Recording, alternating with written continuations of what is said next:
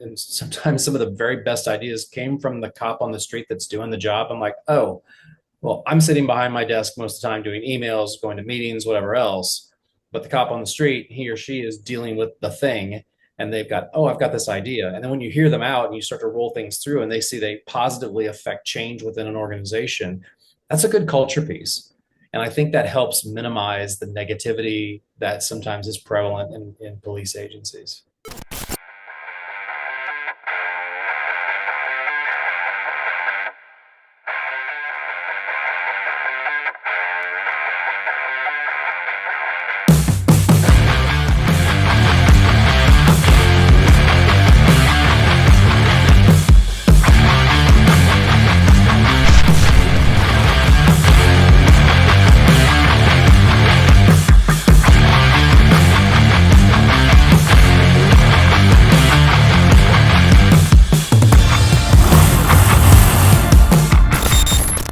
Welcome, everybody, to another episode of the Blah, Blah, Blah Something Wellness podcast. We are continuing our conversation on navigating toxic work environments and what that looks like, what are some of the pain points, and how can we collectively start improving and moving the needle forward towards a little bit less toxic work environments. So as we get into this, I'm your host, Tami Sharp. I have my partner in all things, Chris Zamora. Will you please introduce yourself a little bit, and then we'll go around and have everybody introduce themselves. Yeah, I'm Chris Zamora, CEO of Law Enforcement Coaching, co-founder of Law Enforcement Coaching. I retired from Gilbert PD in Arizona in 2021. I did 23 years. Some of the positions I've held there, right out of the academy, they put me undercover to go back to high school. So I did that for a couple of semesters. I worked patrol, I taught the DARE program in the elementary schools. I did a second stint working narcotics. And then I did robbery, homicide, internal affairs. And currently I'm a clinical hypnotherapist, transformational life coach, and yoga instructor. Turn it back to you. Greg, I'm going to have you introduce yourself since you're part of our team, and then Doug, I'm going to let you do a full intro of yourself. Okay, thank you, Tami. Greg Nottingham, and I am a retired sergeant from the Maricopa County Sheriff's Office. Over 31 years with MCSO, worked Lake Patrol Motors, mostly patrol, mostly did traffic stuff, most DUI stuff. I am the chief of staff here at Law Enforcement Coaching, and I work for another company, Preston's Pursuit for Acceptance, where we teach about autism and autism awareness, and it's been a fun ride, and I've enjoyed my time here at Law Enforcement Coaching. Awesome. Back to you, Tami. And Doug. Well, first, thanks for having me. It's nice to formally meet all of you, and appreciate all the work that goes into this. So, Doug Shoemaker, actually 33 years on the job before I retired out. So it's been a minute, and through those 33 years, saw a lot of things. Ultimately, going through the ranks in the state capital of Missouri, to the chief of police in two other organizations, one in Colorado, one in Texas. And while I was on the job, did pretty much every possible role except undercover. So I was never 21 Jump Street, which is a great movie, by the way.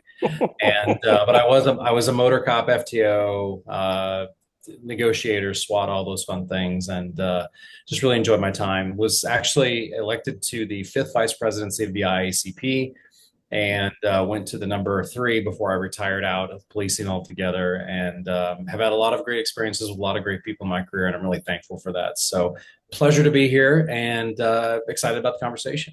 Awesome. Thank you. I want to, before we dive in, I know we're talking about navigating toxic work environments, but how has your transition and retirement life been? Well, I'm glad we have the next 2 hours to talk about that, because it's weird, and I talk about this a lot, and I've done some podcasts to talk about specifically that. And it's strange when you leave policing, because we're unique in so many ways, because I think you leave a bit of your identity behind when you leave the badge. You take the physical things off the badge, the vest, the gun, all of the stuff, and with that goes some of who you are. And it's unlike, I think, a lot of professions in that way. And it's really unique, and it's a difficult terrain to really navigate unless you have a solid plan. And even sometimes that plan may not go the way you think it's going to go, or there might be other things to happen. So it takes a while. I think the key to that transition and successful transition is having the appropriate support around you to make sure that you have friends. And I always would advocate, no matter what rank I would be, and whenever I when I'd be a chief and I would have new officers come in that we would just hire, I would make sure I tell them, I said, do not live, eat, breathe policing 24/7. Have friends that are, I don't know, accountants, or they have a gym, but they're outside of this thing. Don't talk about this all the time. Have people outside of this thing, because it's important to make sure you maintain that who you are beyond just what you do for a living. So proud of what I've done and all the things, and love the profession, and will always support the women and men in blue. Um, but yeah, weird transition for sure. But I think I've been fortunate to have that support system around me and some great opportunities. So I'm thankful for that. Awesome. Well, thank you. And you hit on the key part. You had support system, because as we're talking about navigating toxic work environments, a lot of times when you're going through your career and you're in this heaviness and you're in these dark times and you're dealing with frustrating people and the bureaucracy and all this stuff, you're waiting for that minute of like, once I retire, it's all going to go away. It's all going to be good. I'm going to be happy. And that actually, as you guys are all retired, so you know that's not the magic fix. That's not the end all. When you retire, it's a whole new thing. And if you don't take care of the toxic work environment that you have within your own mind, doesn't matter what the external circumstances are. You got to have this right, and you have to have that external support. So I think we can all dive into this topic starting right here. As we started this podcast, we had a method to it. So we started the first month with having the baseline of prioritizing self-care. Because if you are not prioritizing self-care, nothing else is going to fall into alignment. You have to take care of yourself. And I said this in the previous episode, that if you have an entire department or an entire team that is not practicing any form of self-care, you're going to have a toxic work environment. Common sense. So on that note, as you guys, what has kind of been throughout the different stages of your career, what have you guys done for your own personal self-care? Well, I guess I'll start. So I guess it's what we call in the business a clue. I think it's having interests outside of policing, and understanding that there is more to life than just the job. And that's a difficult thing for us to really understand, because we're so, if you're going to do policing, you have to be passionate about it to do it well, and you have to literally pour your heart into it, because it's risky. But it's not only risky physically, some of the threats, but it's risky emotionally, the trauma that you see, all the different things psychologically that you address and deal with, because you have to fully invest yourself to actually get through it, to live through it in those ways. So having those outs, those interests, those hobbies, those things outside of the job, I think have been very helpful for me. And having people that are mentors or friends outside of policing that can help kind of coach and guide and listen, provide that level of empathy, I think has been really paramount for me. And I'm really, I think, lucky to have that, because I don't think everybody, not only maybe not have that, but also might not want that. And, because, they're cops, and I'm a cop, and I'm suck it up, and I'm going to get through it. And some people just never want to let it go. But at some point, we're all going to retire out of it. You can't stay on forever. And when you leave, you have to understand that when you leave, they're really going to say, okay, yeah, he or she did a great job, but they're gone, and now on to the next. It's not personal, it's business.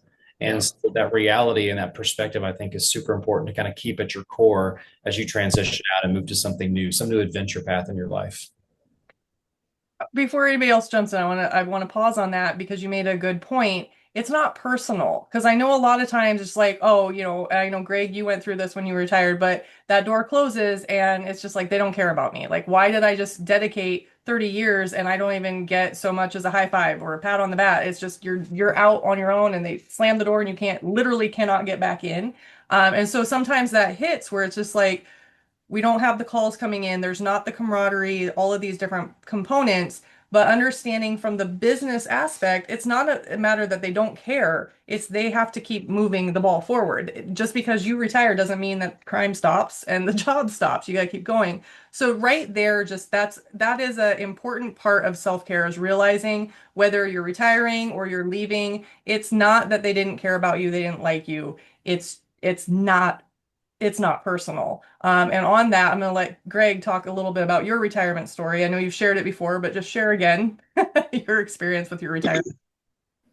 Yeah, thank you, Doug, for that. It's not personal, and I really struggled. I started in policing when I was 22 years old. I didn't know anything, and I thought I knew everything.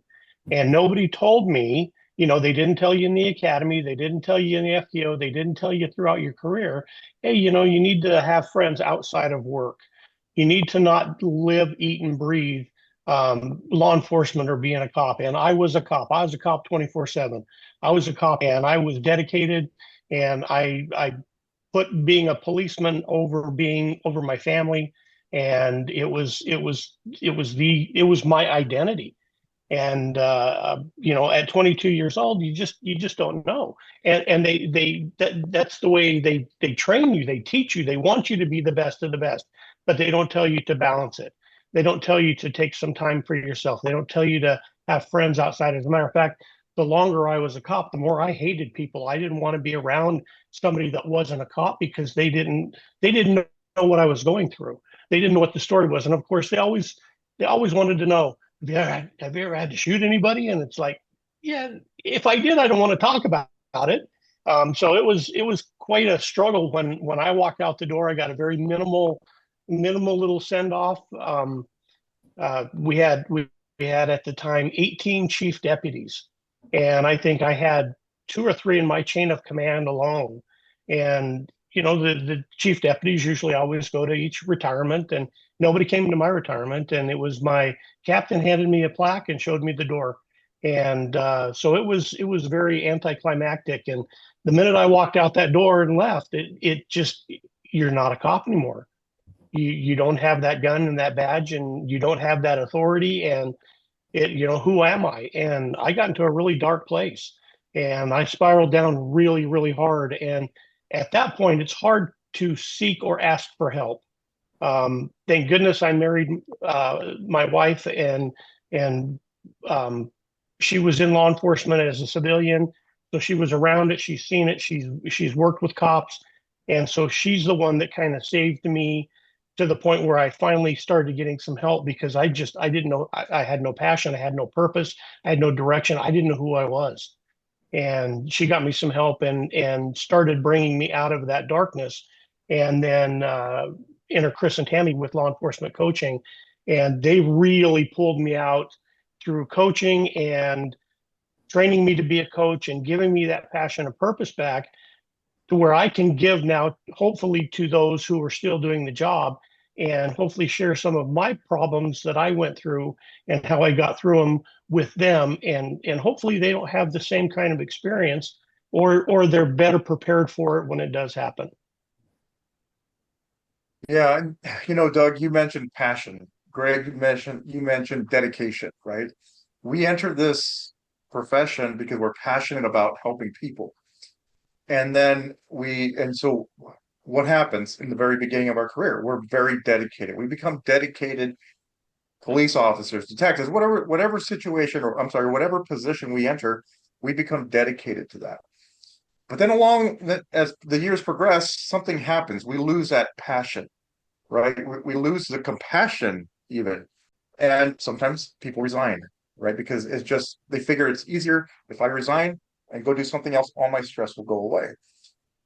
We have to be very mindful that we don't confuse dedication with overinvestment, right? Because oftentimes we fall into that trap where I'm dedicated. I'm dedicated to my career. I'm dedicated to protecting the citizens of this city or this town. In the meantime, we're ignoring our family's needs. We're ignoring our own personal needs because we put the needs of the department first, right? And when we do that, that leads us to burnout, because those that burn out, the fastest type of person to burn out is the person who cares. The person who cares about everybody because they want to fix everybody else's problems. And we'll put our own needs aside for everybody else. In the meantime, we're starting to deteriorate in our career. So we have to be very mindful of that. And this is why it's so important to do self-care and preventative maintenance and not lose sight of why we enter law enforcement. And I will tell you, Doug, you talked about, hey, having friends outside of law enforcement, not talking about work when you're off duty. That is a way to disconnect, right? If we can implement that ability to disconnect early in our career and throughout our career, when it comes time for retirement, I think it'll be easier to retire and step away from it, because the scariest moment in my entire career, and I've been in some pretty scary situations, as we all have, right? But the scariest time for me was that last hour leading to retirement, when I was putting on my Class A uniform for the very last time. And the question in my head was, can I exist without being a cop? That was a scary moment for me, right? Why? Because I didn't have the discipline to be able to disconnect throughout my career. If I look back at my career, I can tell you I was either overinvested, or I was in burnout, or I was in meltdown, or in breakdown, right? There's only one time in my entire career where I was actually balanced. And believe it or not, it was when I was a dare officer. Now, why is that? Why is it when I being a dare officer helped balance me out? It's because I wasn't hanging out with police officers off duty. I was hanging out with teachers. As a matter of fact, from one of my dare schools, we created a book club. So every month we would meet and discuss a book. Okay, I'm not talking about work. I'm not talking about who I arrested or fight I got into. No, I'm talking to just normal people discussing a book, right? And I can look back at my career and say dare was the only time where I was completely balanced. And part of it too was it took me out of the enforcement, put me into teaching, right? So, Tammy, I'll turn it back to you. So we're really diving into the self-care part, and there's a reason for that, because again, like I said, if you're not taking care of yourself, it's going to create part of the toxic work environment. So from your guys' experience and expertise, what else do you think contributes to a toxic work environment? Let's start there, and then we'll dive in a little deeper. Well, I guess I'll go first again. So sort of picking up a pattern here. Call me crazy. I think in terms of, I think culture, understanding an organization's really true culture and what it's about, and really taking it back to why we exist in the first place as police is something that I've always been really focused on. And a lot of the work that I do now is based on that. I work with an organization called The Curve. It's something we founded right after George Floyd. It's with Simon Sinek and a bunch of really amazing chiefs that I have a tremendous amount of respect for, that just kind of get it when it comes to organizational culture. And I think if you have a healthy culture, it leads to happier people, first of all, because look, somebody that says that cop shops aren't rumor mills and all these kinds of things clearly has never been in a police department once, because we kind of eat our own sometimes. And I don't know why we do that. I don't really get it. I mean, we're literally putting our lives on the line for one another. We're responding to high pressure calls, potentially getting shot at, stabbed, beat, punched, whatever. And we're fighting sometimes literally, not just figuratively, for each other to try and help each other out. But yet sometimes we're really not great people to one another. And it's this strange phenomenon, and I don't really get it. So I think understanding what the culture's like within an organization can be really key to minimize some of that negativity that's just so prevalent in organizations. And I think in particular, especially towards the end of my career, when I dealt a lot with recruiting and retention and really trying to address that problem, because 2020 was obviously a huge challenge with COVID, George Floyd, and nobody's numbers went up in policing. Like there's nobody across the country that said, oh, we're hiring a record number of people.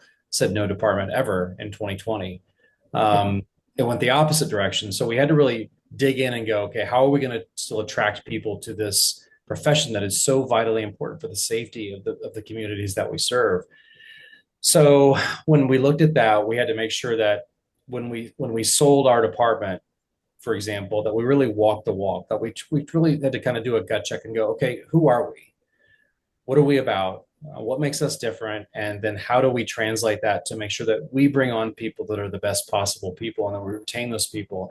And we found that not only did we want to do that, but a lot of the people that we were bringing on were very much, I mean, wholeheartedly wanting to dive in with helping with the community. And they also wanted to evolve and grow and feel like they're heard, and all these things, which I think are very much rightfully in their place to do so.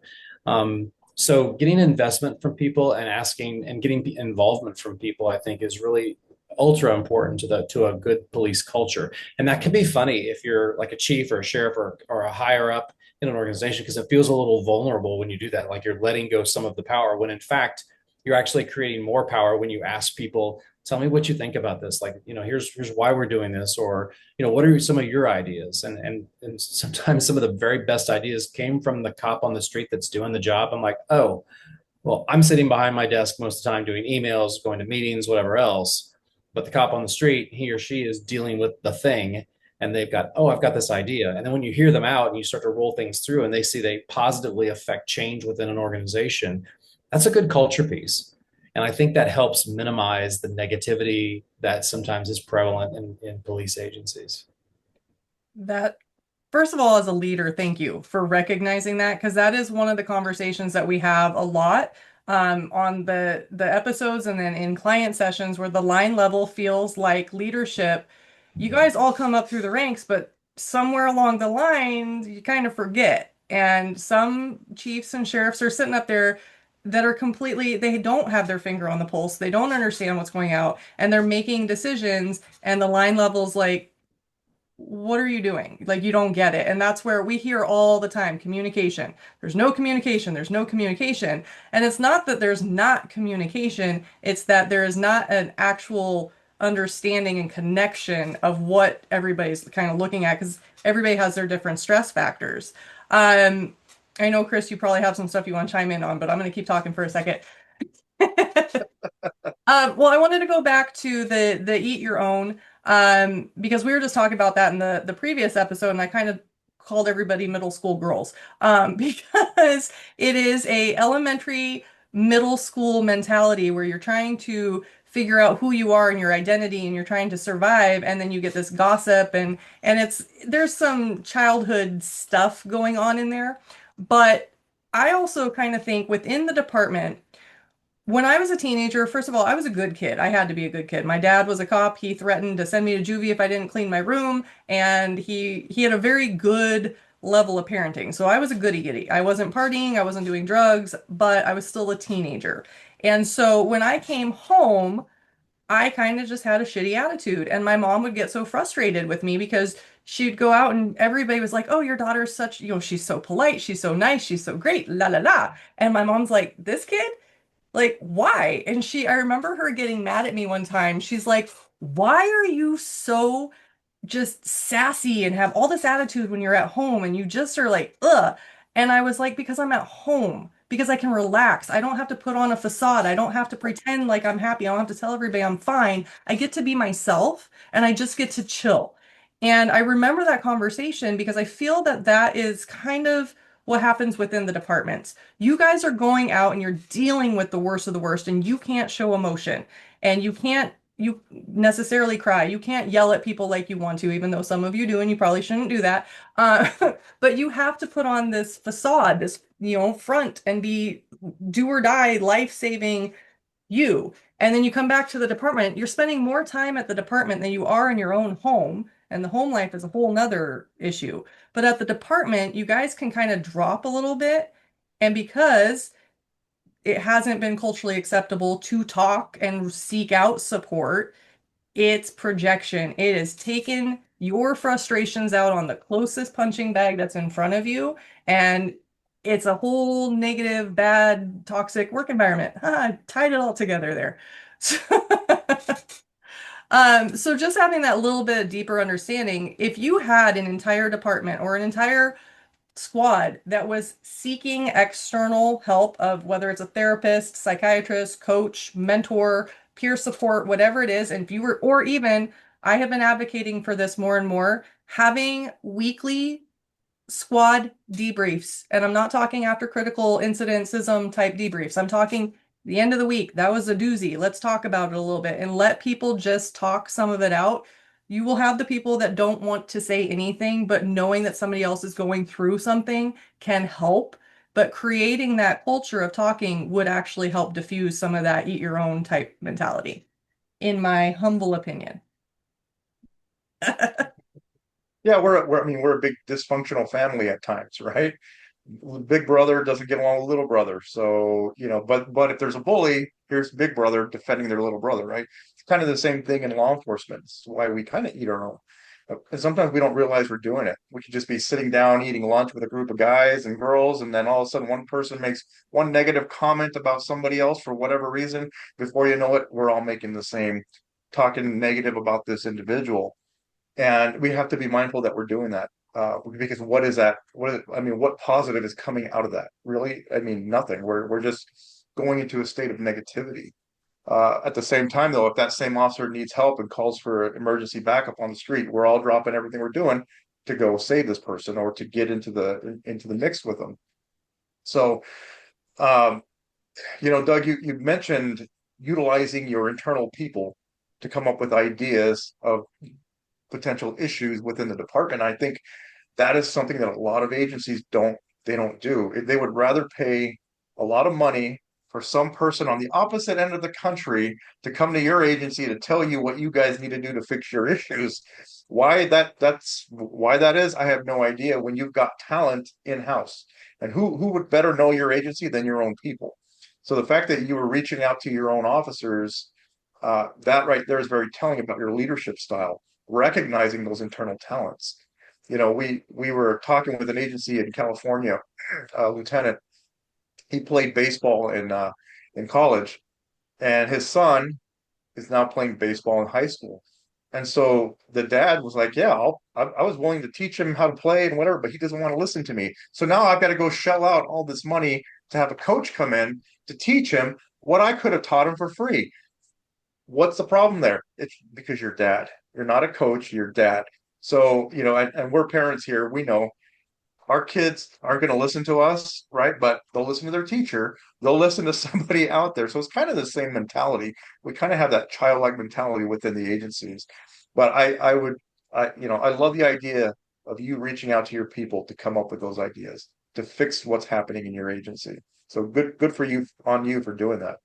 And it's funny, I'll just throw this in real quick. You mentioned the book thing. And so I mentioned earlier doing the work with Simon and the curve and whatnot. And so I did something really weird that I never thought I would do as a police professional. And I sent out an email to the department and said, "Hey, I'm gonna start a book club." Words literally I would never ever think I would type, let alone say, at a police agency. And so I took the book, The Infinite Game, that Simon Sinek wrote, which I love that book because it really talks about it's a very life forward kind of thing and looking at your career and all those kinds of things and really applies so well to policing. So I said, we're going to do a book club and it's voluntary, no overtime, nothing like that. And there's no rank in the room. That's the rule. There's no rank in the room. We're going to meet every so often and we're going to discuss like 2 chapters. I just want you to commit that if you're going to do it, I want you to show up. And we started doing it. And I had this crazy mix of people within the agency start coming, whether it was records or crime scene or SWAT or whatever else. And it started small because people were like, "What the heck is this guy like? Has he lost his mind? What is he doing?" and the funny thing is though, that after the first few sessions, 2 or 3 sessions, people started really opening up. And they not only opened up, and the point of it wasn't to talk really, the book is awesome, obviously, in my opinion. But it wasn't, it was to actually see how they related some of the things within the book to where we were with our culture and kind of turn that introspective eye back on the agency based on some of the things we were reading. And soon the things I was learning and hearing about, like, okay, this is a great perspective that I would have never had. And then since we had the no rank in the room, like you don't call somebody sergeant or you don't call anybody chief, it's Doug or whatever else. And the conversations became very comfortable. And soon word started getting around like, this is pretty cool. And then we kind of doubled the size of it. And then the next time I did the next book, which was Leaders Eat Last, we had to have 2 book clubs because we had too many people for one, because it wouldn't have the conversation. And again, no overtime. There's nothing you're going to get out of this for your career in terms of like, oh, I have to bump you up on the sergeant list because you attended this. That wasn't the point. But the best thing was that it was this organic mechanism through a way that I never would have thought I've done. That was just a way to really open up and be a little vulnerable again, but also to listen and not make judgments and you're not there to blame or say this person's doing this, that, or the else, but it was to really try and create solutions and hear what people had to say about things. And it was incredibly helpful for me as a leader. And I think it was also just, quite frankly, a lot of fun. I love that more than I can express. Because one of the things that I've been talking about is you are a reflection of those that you surround yourself with, especially the closest. And if you are in a toxic work environment or you're in a negative space, or whether it's at work or your friends or whatever, I always advocate, I'm like, you can surround yourself by others that are going to lift you up. And that can be through books, through podcasts. And I love that you stepped out of the law enforcement world to do that. That's one of the ways that I have learned. I've surrounded myself with Simon, with other gurus in the industry. I've read their books, I've watched them, I've got to meet a lot of them in person to see their talks, and it's like, oh, and the thing, a lot of people are jealous of others with their success. Jealousy is insecurity. That is something that's lacking within you. And when you get to a point where you can be like, why am I having a triggered reaction, or why don't I like this person? What about that?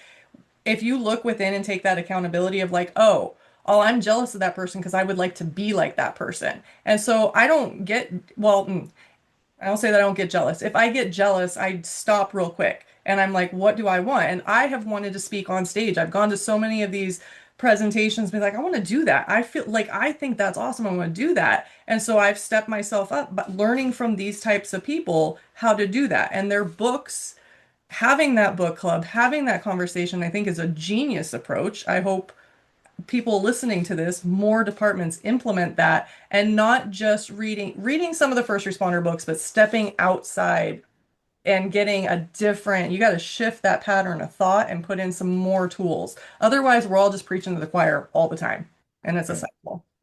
Agreed. And by you, Doug, saying that you're not going to get overtime, this is not on duty, it's not going to give you extra points for this or for that.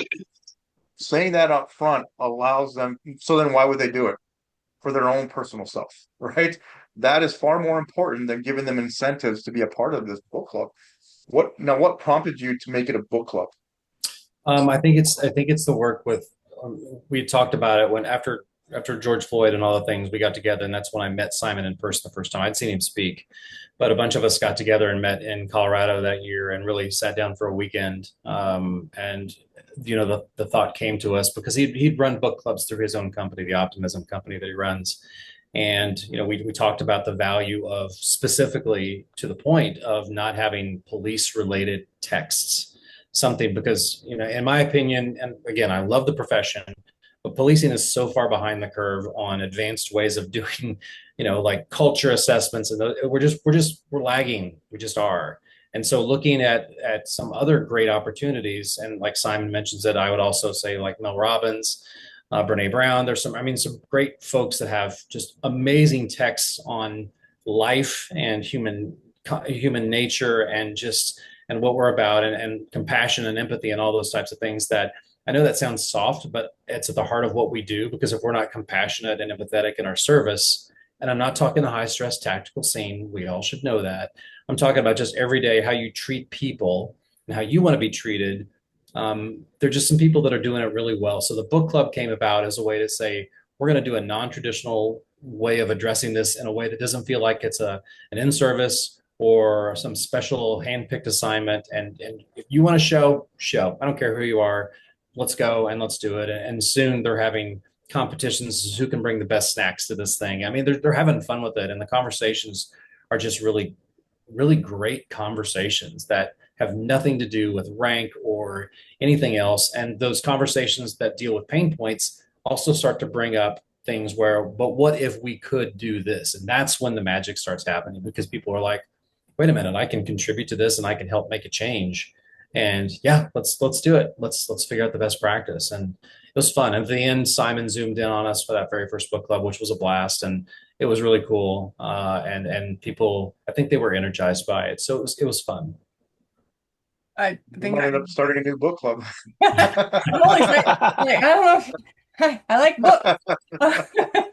I have books everywhere in my house, and I'm the type, because I like to read the self-help and the personal development and growth books. And so I don't usually read one cover to cover. I usually have about 20 books going at any given time, because I've learned when you're in that kind of a space, there are some books that are great to read cover to cover. But for me, I like to implement. If I learn a new lesson, I want to go practice it and perfect it. And so I'll leave a book to the side for, a couple months or however long, and then I'll pick it up and it's exactly where I need to be at that moment.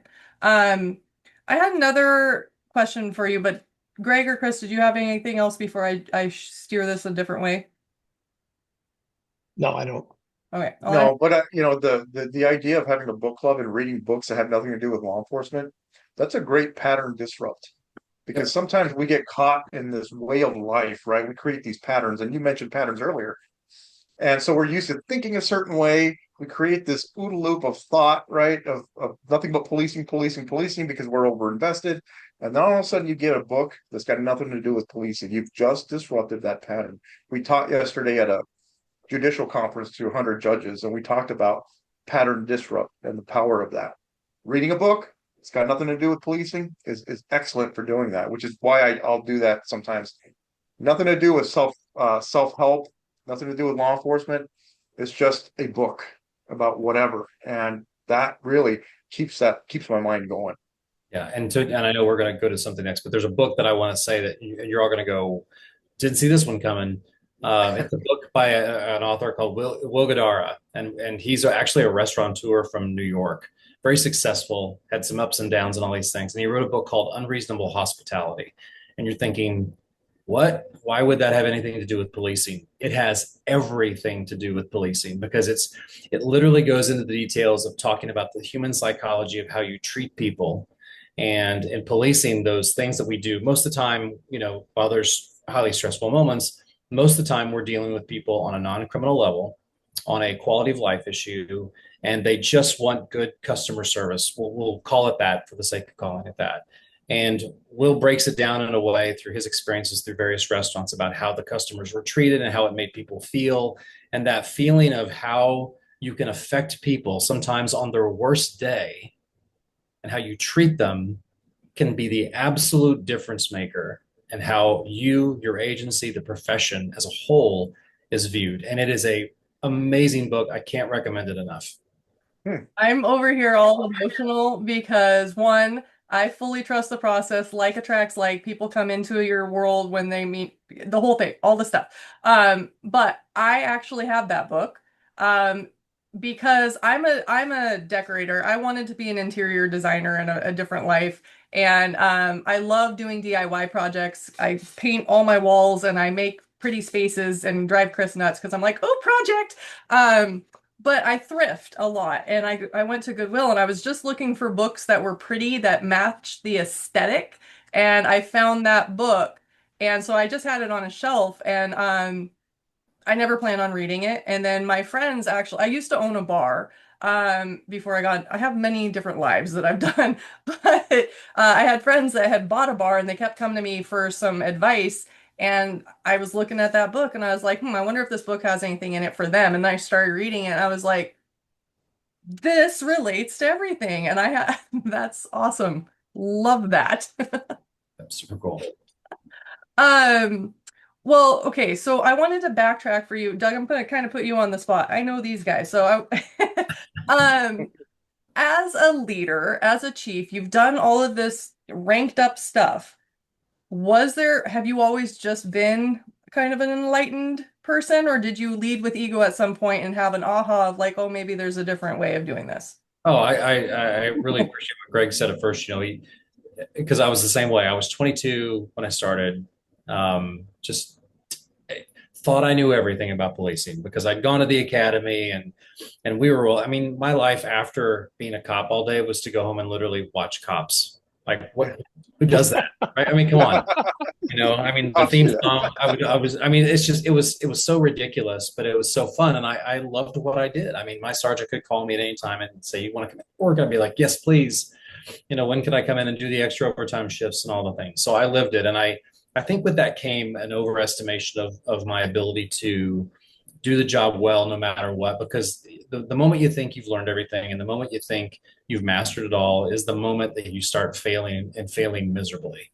And I can remember key points in my career where I've made missteps where either it's been an overconfidence or it's been a lack of ability to let my guard down to say, you know what, I don't think that I'm as equipped to do this as somebody else, or I need more training, or I need some guidance, or I need help. That said, I think I've been just honestly blessed to have so many incredible mentors in my career. And there's no way, 0% chance of me ever getting to where I was without the help of those folks. And I still stay in touch with my very first sergeant. We text back and forth still. And, without his ability and kindness to let me fail forward and learn from those mistakes, yeah, I wouldn't have had success. There's just no way. So my goal as I went through the ranks was to try and remember that, and to try and be that sounding board, and try and be that mentor as much as I possibly could, because I know what it felt like when I had that too. And I had some supervisors that were really horrible on so many levels, but I had more that were really, really great. And I'm thankful for that. So I think that's where I was with it. But I've made mistakes. There's things I wish I could go back and do better. Certainly, I will say there's nothing I've ever done in my career that would be an ethical or moral issue, and I'm really proud of that. And I think my dad, who's passed away, would be super proud of that too. And I know so many cops that are just like that, but I certainly think there are things that I could have done a heck of a lot better on so many occasions. But yeah, I think you lead from the front, and it's the classic rule of the leader. When the bad things happen, I step up and go, yeah, ultimately that's me. Let me take it. But when somebody does something really well, and like something goes really well, I'm like, man, geez, these guys and gals are fantastic, and look who did all this work, and I'm just lucky enough to be with them. And I think that's the best type of leadership when it comes to that accountability piece, and also gaining trust, because that's hard to come by these times. Very. I love all of it. So what advice, I'm kind of envisioning if we have, say, a smaller department, something that's manageable. The bigger departments, it's a whole nother thing. They got too many moving parts. And when you get too many people, it's harder to move that needle. You can move it in small amounts. So let's think about a smaller department who is maybe having some toxic leadership. And that's not necessarily from the top. That could be the sergeant level or just people in general, but they have some toxic traits, and there's miscommunication, and there's a lot of people that are sitting there saying, I don't think I can do this, or I don't want to be at this department. And they're either looking to leave the profession or they're going to lateral out. Let's talk to that department. I feel like there is that department. Somebody from that department is watching this. So we have a lot of wisdom on this call. What could they do to start the conversation? Because they're not even going to be, here's the thing, if you're in that environment right now, you're not even going to be able to start to move the needle before you have the self-awareness and have the conversation. So what is some advice that you would have for a toxic department to start the conversation of how can we look to improve the culture? I feel like I'm starting this again. So why not? I think it goes back to having that vulnerability as a leader, and I think there are chiefs that are managers, and I think there are chiefs that are leaders. And I've certainly been around people that I've disagreed with philosophically on a lot of things, but there are so many folks that I think just kind of get it. And the more we evolve as leaders, I think the more we're open to having that level of vulnerability where you do an actual assessment. It's like a 360 evaluation. You're talking to your boss, you're talking to people right around you, you're talking to people that quite frankly work for you, and say, and I've done it several times, I'm like, sit down and tell me, what do you think I do well? What do you think I can improve upon? I mean, like, be honest with me. I really want to try and improve. And that's like a, whoa, hang on a minute, moment where this could be dangerous. But if you build trust with people, they'll say, well, you know what? I don't think you come to briefings enough, Chief. And that's one of, I think, the things that I could have done better. I think I could have done I'm so tied up in emails. I'm so doing this, and I'm just, the administrative stuff. And I'd only taken 15 minutes to go to a briefing and go, how's it going? I think I could have done that more frequently. I did it a fair amount, but I think I could have done a better job of it. Write outs, sitting in dispatch, done it more frequently, all those kinds of things just to build that trust up. So I think when it comes to culture, though, that's a big question. And some leaders, some managers are scared to find out what's really happening, because that's chinks in the armor. That's a problem. And many times it's not not the high up at the organization. It may not be the chief or the sheriff, but it could be that patrol lieutenant or that first line supervisor that I don't care what the chief says, this is a bunch of crap and this is how I'm going to run it. And those are the folks that, and I've sat down with those folks to say, let's have a conversation. And here's my philosophy on things, and here's why I think that. I don't think we're together on this. So tell me where you're coming from, and let's talk it through. And there were a few folks that no matter what I would have said, they'd be like, "You are out of your mind," and we agree to disagree. And at the end, it's like, okay, well, this is the way we're going to do it then. And I need you to either be on board. I'm going to find somebody else that can do your job for you, and we'll figure that out. I mean, at some point, it just happens. More often than not, though, sometimes people don't understand things and they just want to have it explained. And having that ability to say, here's the why of that decision, like it's a policy or it's a change in a directive or it's this budget cycle, we only have X amount of money and I got this instead of this. And they're like, we really wanted this. And why did we do that? Well, just explain it. And then they'll go, oh, okay, I didn't know how that worked, especially with budgets. Cops don't get budgets. They don't care about it. They care how it affects them, but they don't care about the process. They don't want to know that. And I don't blame them because that's not exactly the fun part. But if you explain, look, here's how the cycle works. Here's what we do. Here's how we plan. Here's our 5-year plan, purchasing things out, all this stuff. And I know that's just stuff, but when you tell people that direction and you provide a vision and a direction and a reason why, more often than not, people go, oh, okay, cool. I get it. And I think having the ability to do that, I think is super important. Absolutely. That's something that we've had conversation with a lot of departments on. Pull the curtain back. The gatekeeping and that does create the disconnect, the lack of communication, the lack of trust. We've been asking for take-home cars and they got this. It's like if you give them the why, it's that simple. They will literally be like, oh, okay, moving on. But I've also learned personally, not everybody has the same vision and foresight and creativity and the same thought process and the same care and dedication or professionalism. I can keep going on this list. Not everybody operates as the same level as wherever you're operating. And so for me, I delegated a few tasks out in the last couple months. And what I got back, I had a little hissy fit because it was not at all to the level of what I could do myself. If I'm going to delegate something to someone, I'm hoping that they can do it if not equal, but better than I can. And I'm very stubborn. I'm the type of I've had to do a lot of work and a lot of coaching around the mentality of if you want something done, do it yourself. Just because I can do something doesn't mean that I should be doing that because that's where burnout comes in. That's where it's just like I don't want to do any of it anymore. And you find yourself on the couch for 3 days being like, nope, I'm done.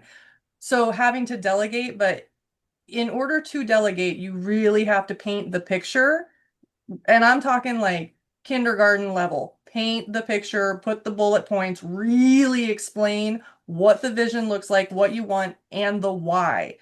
The why is so important. This is why it needs to be this certain way, so that when you do delegate it, now they can take the ball with and run with it to your level of expectation. That's my own little pet peeve, but I think that hits for some.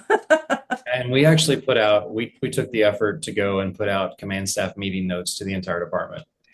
And because people were like, well, we don't know what happens in there. Like, okay, well, we'll just tell you. Now, if it's personnel related, they know ahead of time that we're gonna talk about that. But here's what we're talking about. And people will be like, oh, that's kind of cool. We didn't know you were working on that. So it takes, again, pulling the curtain back. The way you phrased it up front is exactly the thing. Because some of the stuff we talk about transparency and all the things. Well, what about being transparent internally to the folks that, I mean, these are our folks that are risking their lives every single day.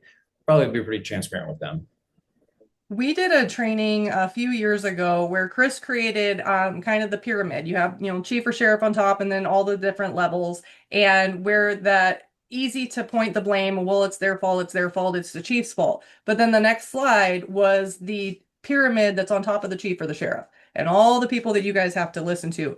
And it was funny because the audience that we had was a mix. We had dispatchers, we had line level, and we had a couple chiefs in there. And the chiefs were like, yep, that's it. And everybody else is like, didn't even realize that there's this whole page of people that leadership has to answer to. So even if you have the best intentions and you're like, yep, you might not be able to just be, yep, you know, so having that conversation, and especially with the younger generation, one of the things that we hear from, you know, between the 1 to 5 year in, where they start thinking about leaving, is it's not what I expected. And my first question, I'm like, well, what did you expect it to be? Let's start there. What was the expectation? And then you can kind of reverse engineer, but they don't understand how they're just trying to figure out how their radio works and make sure they're not hitting the wrong siren. They're not thinking about budgets and all of these other things. And I don't know when that point kind of comes in where they do start getting trained on, hey, this is why we do things. And some departments have that communication, others are like, no. Yep. Yeah, Agreed. and pulling that curtain back actually helps tremendously, especially if you got those really negative Nellies that are always whining and complaining about stuff, right? Because now you're updating them. And that's one thing. When I was in internal affairs, we would sit in on these high level meetings with the chief and commanders, assistant chiefs, and we would just sit there and listen.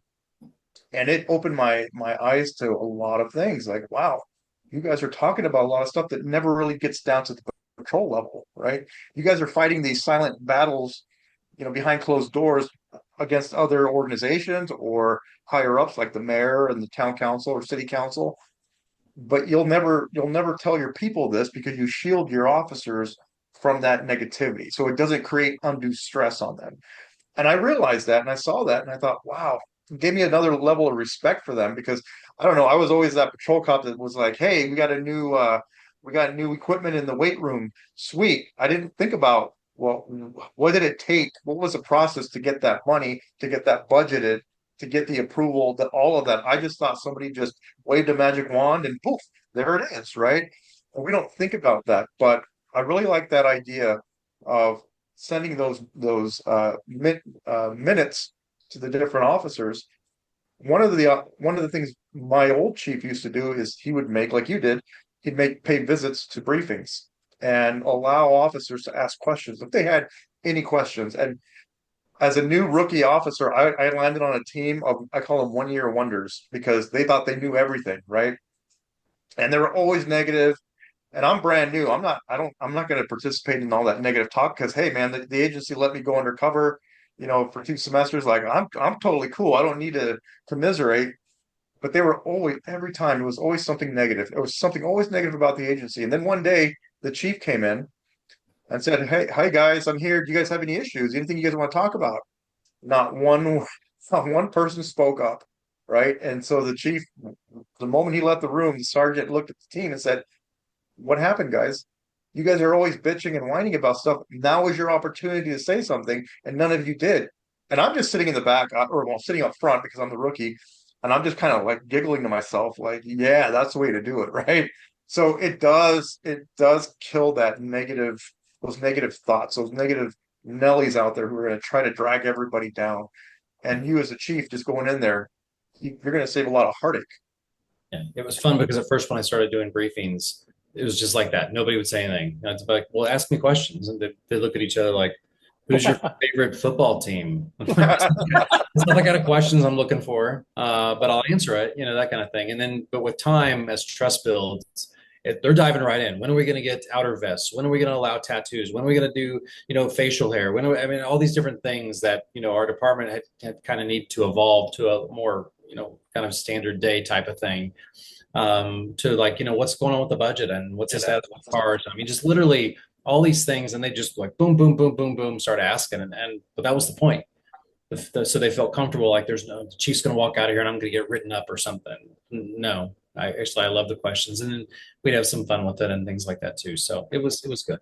Well, that's really important too. So they're not going to get written up, and that is where the chief and command staff does need to park the pride and the ego. And if you're going to open up and ask, you have to be able to take it. That's the same in relationships too. In relationships, I want to date somebody that's honest. And then you find somebody that's honest and you get mad because you don't like their truth because it's not in your narrative. So within the department, we run surveys with every department that we work with, and we sit down and we coach command staff through the answers because there can be some very honest responses that can ruffle your feather. And it's very hard to take, criticism, constructive criticism, whatever that is, and just take it and be like, okay, and not take it personal. We get our feedback from our trainings and everything that we do. We're always asking, like, how can we be better? How can we be better? And for the most part, I mean, it's always great to know that we're excellent, we're good, and all of this stuff. I personally had one, and it wasn't even personally, I just took it personal. I will say that. But there was a less than ideal response that came through, and it triggered the crap out of me, and I had to sit with my ego for a while.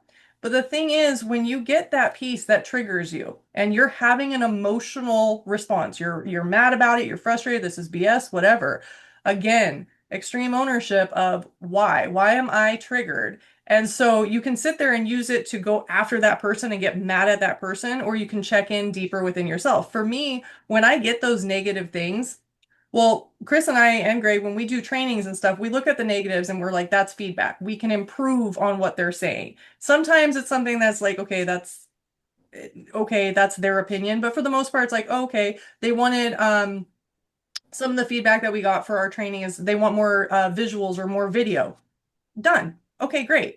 For my feedback that I got triggered on, I used it as fuel to go and be even better. I actually used it as fuel to finish my doctoral dissertation because it pissed me off that much. I went and wrote 6,500 words in one night as a rebuttal to this response and turned it into my doctoral dissertation. Because also, I don't ever want to have that piece of feedback come back at me again. So now, if I do get that, I get to send in my dissertation and be like, here's my thoughts on that.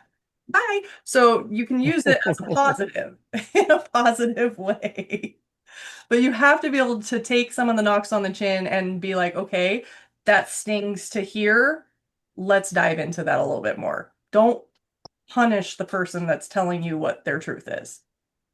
Great. Awesome. I want to honor everybody's time. So let's go around, and if somebody's just tuning in to this last little part, what is your 2-second takeaway that somebody can implement into their own life or in their own department on how to navigate a toxic work environment? Doug, you're up. I was like, I'm betting I'm going first again. I have a feeling. I think it's making sure that you find the place that works best for you and you find your fit. I think fit is important, and I know some people are against the idea of fit. But I really think that you have to feel like you belong at a place, and the culture resonates with who you are and who you want to be, and it feels like that you're affirmed and that people hear you and all those kinds of things. And it doesn't mean it's not hard work or you can, you get out of things. I think that cultural piece is just so important to recognize. And I think as you go through the ranks, I think not forgetting where you came from is so important to remember that, try and put yourself in the shoes of somebody else that's going through this and try and address those issues from a perspective and a lens that you did once. So you can look at it administratively, for example, but also look at it in a way that's, trying to be empathetic to the situation, the plight. So I think as you look at cultures and you look at toxic work environments, is don't feed into it and instead try and reroute or redirect some of that negativity in another way to maybe ask the questions of like, why do you constantly talk about people in this way? Like, what's going on? Is there something that's happening that you just don't like, or what's that look like for you? Because to be honest with you, it's not a lot of fun to be around. So, let's kind of work through this a little bit. And sometimes people are like, I'm having problems at home, or I'm, or I don't know, I had to put my dog down or whatever it happened to be. I mean, all these types of things can really add up to things. But I think having the conversation and being willing to not only have the conversation, but to hear the reality of the situation that you're in, I think can be really, really helpful in a lot of ways. And likewise, that goes from rank and file to top leadership, all the way and in between. But like you just said, and I think you made a great point, be prepared to hear what you're going to hear, because it's not always fun. It's not always, no, you're the best chief ever. We love you. Hugs, this kind of stuff. It's like, nah, you know what? There's some things that, the last guy or gal did better, and there's some things we wish you do, and there's some things that you do that we don't really care for, and be prepared to hear it. Awesome. Thank you. Greg. Well, we've talked a lot about the toxic work environment and command staff and chiefs and sheriffs and what they can do to do better. But on the line, the frontline guys, if they're living that toxic work environment because they don't have a chief or a sheriff or command staff who are willing to pull the curtain back or who are willing to make that communication. Now we've got to figure out a way to make it better for them. So probably the worst thing you can do is talk to you, because they're probably going through the same thing. And pretty soon you're going to be commiserating with how much everybody hates the sheriff or the chief, and how difficult they're making things. And the first line of defense is if you have a good supervisor, good sergeant, he can really quell a lot of that and just try to make the best of a bad situation. But the problem is you need to find somebody to start that conversation with. You need to not internalize it. You need to be able to talk about it to somebody. This is what I'm going through at work. And if it's a teammate or a mentor that in the same department that you can talk to and isn't going to just commiserate, then that's great. But a lot of times they're just going to be as pissed off as you are about the chain of command and how things are running. So you need to really find somebody that can listen and help you reframe your thought process on, okay, this isn't the best situation, but I'm here, so how can I live with it the best, and try to work with making it better internally, and not just live with all of that negativity all the time. I think for me, it's accountability. I think we each person within the agency has to take accountability for our own actions, right? Because if we go in there with a negative attitude, that can spread. Just like if we go in there with a positive attitude, that can spread as well. For the line level officer, we look at, our command, we want them to be held accountable for whatever it is that they do. We expect that accountability. Therefore, we should also hold ourselves accountable. Because again, it just takes one person. It takes one person to come into briefing who's joking and laughing. We all know that one person who can bring the laughs and bring up the mood in a room. Before you know it, we're all laughing, we're all joking, we're all having a great time. We also know those people that can come in and they can just bring darkness into a room, right? We have to be able to recognize not to go into that dark place, not to go into that negative space, because it's not going to serve any of us if we get into that negative mindset at work. And Tami, earlier you talked about having a shift debrief at the end of the week. With my agency, because we implemented a admin hour at the last hour of shift, you can either work out on duty if you're caught up with your paperwork, but if you got paperwork, you got to get that done. And what we did is we actually had a makeshift debrief, if you will, every single day. If we got our work admin hour in, we worked out for 45 minutes. That last 15 minutes, we would sit in the break room as a team and we would just laugh and joke and talk. And that really built that camaraderie. So in a way, we were actually debriefing ourselves just by talking. And so we'd all walk out of work together as a team. Or if somebody got caught with it in custody and now they've got evidence to impound, or somebody to book, we would help that person out. We would either impound or we would do the booking process so they could write the original report. That way they could get out at a decent hour. We learned teamwork that way. It built cohesion. So you're onto something with doing a debrief at the end of the week. We kind of were doing it just organically at the end of every shift. So there's so much. I love it. A few things. I love the book club idea. I think if more departments implemented that, and don't tell me that it's impossible, because it's been done. So if you don't know how to start it, reach out, ask questions, figure out what that looks like.